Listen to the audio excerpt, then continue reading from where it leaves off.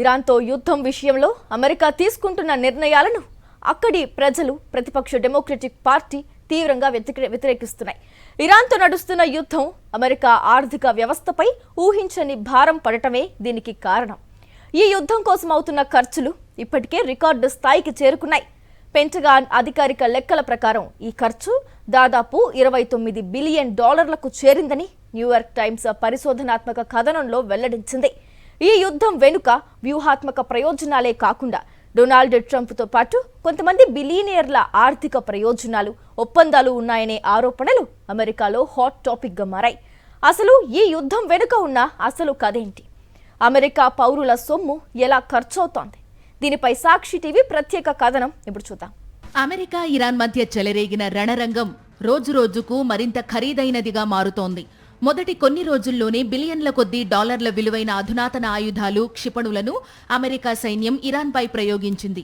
Pentagon అధికారికంగా వెల్లడించిన లెక్కల ప్రకారం ఈ యుద్ధ ఖర్చు ఇప్పటికే $29 బిలియన్ చేరినప్పటికీ అసలు ఖర్చు దీనికంటే చాలా ఎక్కువగా ఉండే అవకాశముందని రక్షణ రంగ నిపుణులు హెచ్చరిస్తున్నారు. ఈ యుద్ధం అమెరికా సామాన్య ప్రజలపై తీవ్ర ప్రభావం చూపుతోంది. దేశంలో గ్యాస్ ధరలు, ద్రవ్యోల్బణం ఆకాశాన్ని తాకుతుంటే యుద్ధం కోసం ఇంత భారీగా నిధులు కేటాయించడంపై డెమోక్రాట్లు మరియు విపక్షాలు మండిపడుతున్నాయి.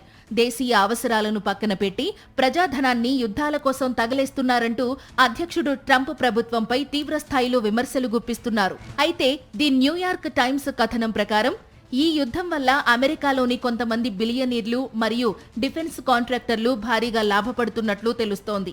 యుద్ధానికి అవసరమైన ఆయుధాల సరఫరా కోసం ట్రంప్ ప్రభుత్వం ప్రముఖ రక్షణ రంగ సంస్థల అధినేతలతో జరిపిన చర్చలు, వారి ప్రమేయం ఇప్పుడు అనేక అనుమానాలకు తావిస్తోంది. ఒకవైపు సామాన్యుడు ఆర్థిక ఇబ్బందుల్లో ఉంటే, మరోవైపు యుద్ధం పేరుతో కొంతమంది కార్పొరేట్ శక్తుల జేబులు నిండుతున్నాయనే విమర్శలు వ్యక్తమవుతున్నాయి. అమెరికా తదుపరి మిడ్ టర్మ్ ఎన్నికలు సమీపిస్తున్న తరుణంలో ఈ ఇరాన్ యుద్ధం మరియు దాని వెనుక ఉన్న ఆర్థిక వ్యూహాలు ట్రంప్ ప్రభుత్వానికి పెద్ద రాజకీయ సంక్షోభంగా మారేలా కనిపిస్తున్నాయి. ఒకవైపు అంతర్జాతీయ ఒత్తిళ్లు, మరోవైపు స్వదేశంలో విపక్షాల ఆరోపణలు. మరి ఈ సవాళ్లను దాటుకుని అధ్యక్షుడు ట్రంప్ ఎలాంటి అడుగులు వేస్తారో చూడాలి.